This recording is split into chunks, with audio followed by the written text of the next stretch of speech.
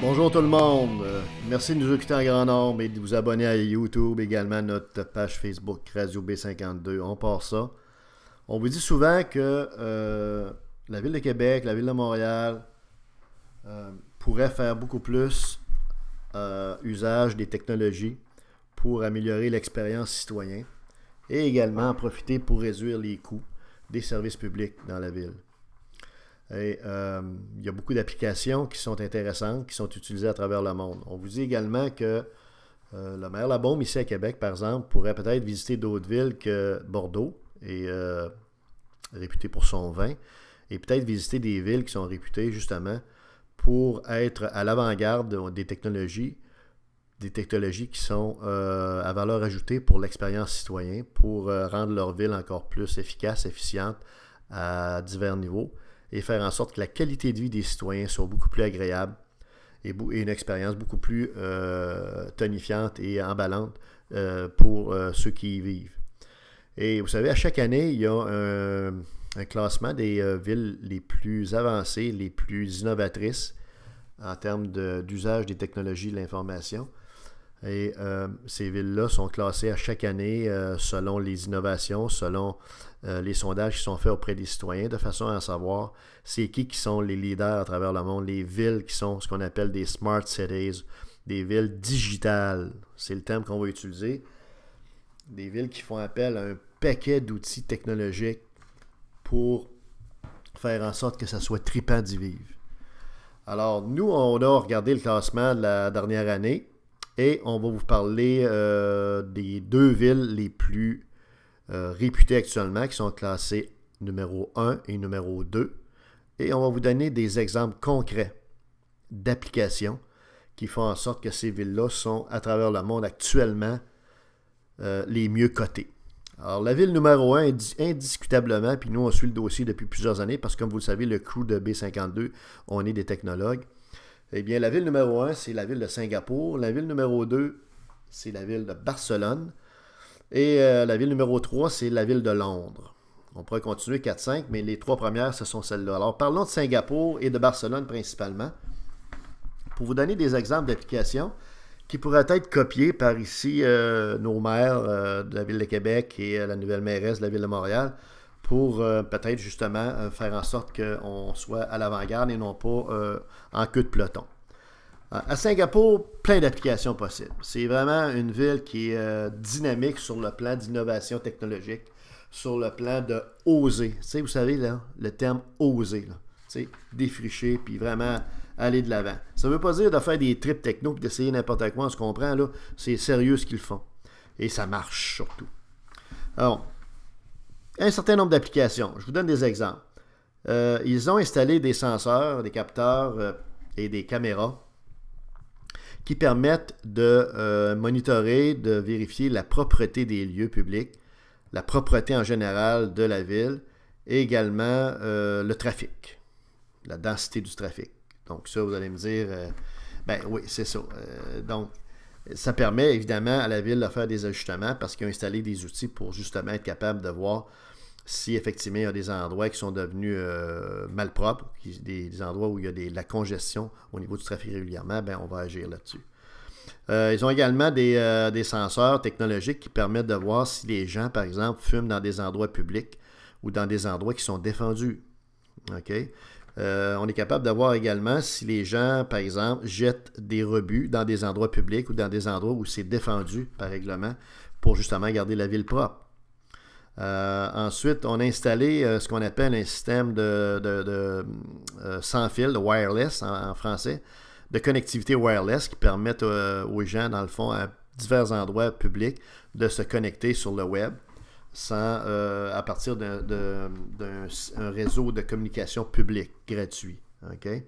Donc, la mobilité, l'usage des mobiles, donc des cellulaires, est priorisé dans cette ville-là et extrêmement populaire. Cette ville-là a compris il y a déjà plusieurs années que c'est le cellulaire qui devenait maintenant l'outil principal de communication, l'ordinateur utilisé, le téléphone utilisé par les gens de plus en plus pour faire un paquet d'affaires, un paquet de transactions. C'est plus juste un téléphone, mais bien plus que ça, comme vous le savez. On continue. Ils ont installé également un logiciel virtuel en 3D qui s'appelle Virtual Singapore.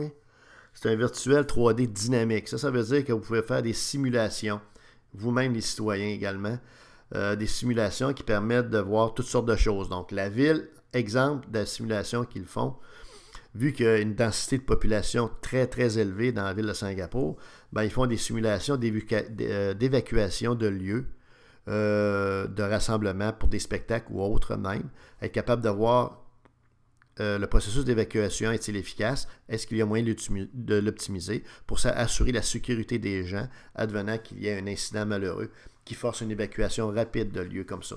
Donc, je vais vous donner un exemple concret d'application comme tel. L'autre chose qu'il faut voir, c'est qu'ils ont une plateforme qu'on appelle de données publiques. Ça veut dire que c'est des données qui sont accessibles par tout le monde. OK? Et ça permet un paquet d'affaires. Ça permet de voir en temps réel, donc quand vous accédez à l'application, ça vous permet de voir, par exemple, les espaces disponibles dans un stationnement ou dans divers stationnements. Dans des stationnements qui sont, par exemple, dans une zone où vous voulez aller vous stationner pour faire des emplettes ou pour travailler ou pour aller voir des amis. OK? Donc, ça permet de voir les disponibilités en temps réel comme tel, puis de vous promener dans les différents parkings. OK? Il y a également ce qu'on appelle des road sensors. Il y a des capteurs au niveau, dans les routes même, dans les différentes routes de la ville, qui permettent de voir la densité du trafic. Également, il y en a au niveau des lumières de circulation. Les lumières de circulation sont adaptées selon les différentes heures, selon la densité du trafic. Ils priorisent le transport public, mais également ils priorisent la densité plus smooth, plus, je dirais, égalitaire, puis si vous voulez, plus répartie du trafic de façon à éviter le plus possible les bouchons de circulation et les files d'attente trop longues. Okay? Une des choses qui est intéressante, c'est que ça permet de voir un citoyen, à partir de son cellulaire, le citoyen est capable d'accéder à une application qui lui dit il doit aller d'un point A au point B, quel est le chemin optimal, quelle est la route optimale, compte tenu justement des difficultés de circulation, des densités de circulation. Okay? Un point très important en terminant pour Singapour, c'est qu'ils ont mis en place un réseau de bandes passantes pour l'ensemble des citoyens de l'île de Singapour. Un réseau de bande passante de 10 GB. Donc, c'est un réseau en fibre optique. C'est un réseau d'une puissance absolument remarquable, d'une capacité exceptionnelle qui coûte très, très peu cher parce qu'il est amorti sur l'ensemble du coût unitaire des gens et on charge juste le coût. On ne fait pas ça pour faire du profit, on se comprend. Donc, ça revient à peu près à un prix très, très économique pour les gens. Et juste pour vous donner un exemple, la capacité exceptionnelle de ça, ça vous permet de downloader, de télécharger un film qui dure 2 heures en 90 secondes. Donc, en un peu plus qu'une minute et demie. Alors, vous avez idée comment c'est apprécié par les gens. Donc, c'est juste pour donner un exemple là, de la capacité, puis du potentiel, puis de la performance de ce réseau de bande passante-là, qui est, je le répète, disponible à l'ensemble des citoyens qui veulent s'en prévaler. Donc, en résumé, Singapour, c'est pas pour rien qu'ils sont en première position. Je vous ai donné seulement un certain nombre d'exemples d'applications. C'est vraiment une ville qui est emballante sur ce plan-là, puis qui est très allumée. Les dirigeants sont allumés. Les dirigeants ont compris que les technologies de l'information étaient un outil à valeur ajoutée, que ça pouvait aider à améliorer la qualité de vie dans leur ville, et les applications se multiplient justement pour le faire. Donc, on ne voit pas les technologies à Singapour comme un coût, comme une commodité, comme une nuisance, comme toutes sortes de choses.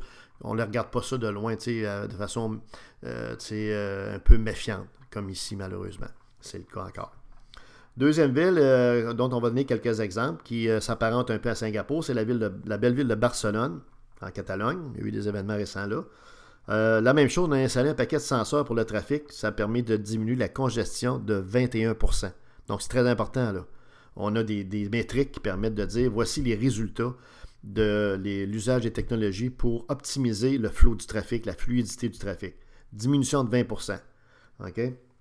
On a évidemment installé la même chose aussi, des smart parking, des outils qui permettent de voir les stationnements en temps réel. Également, les lumières de trafic sont digitales, Donc, elles sont ajustées selon les différentes statistiques, les différentes densités de circulation aux différentes heures de la journée, de façon à rendre le trafic un peu plus fluide et également à privilégier le transport en commun, encore une fois.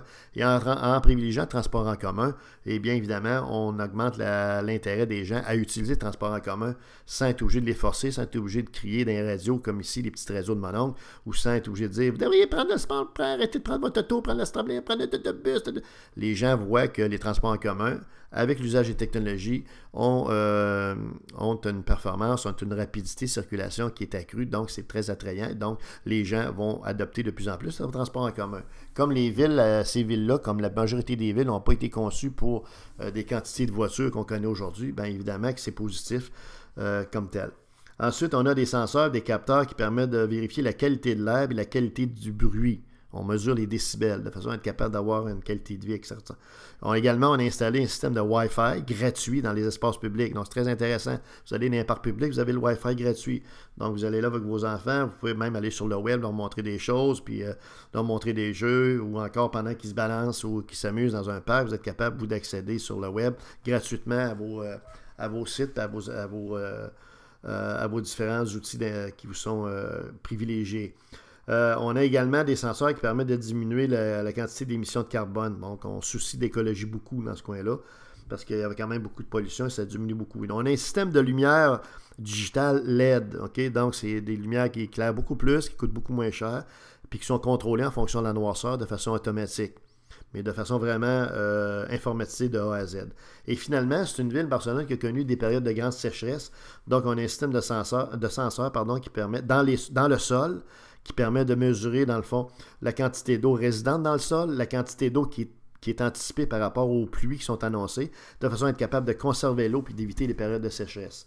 Alors, voilà des exemples concrets d'application des technologies d'information intelligentes dans les villes. On pourrait s'inspirer de ça ici à Québec, en fonction de notre spécificité, de notre climat, de nos affaires, pour faire des choses intelligentes comme ça. Alors, souhaitons que le podcast va être entendu par Régis Labombe, par Mme Valérie Plante, par des personnes qui ont de l'influence, qui peuvent peut-être faire en sorte que par exemple, notre ville ne soit pas 54e au Canada au niveau, justement, de l'usage des technologies et des smart cities. Merci et bonne journée à tout le monde. Salut!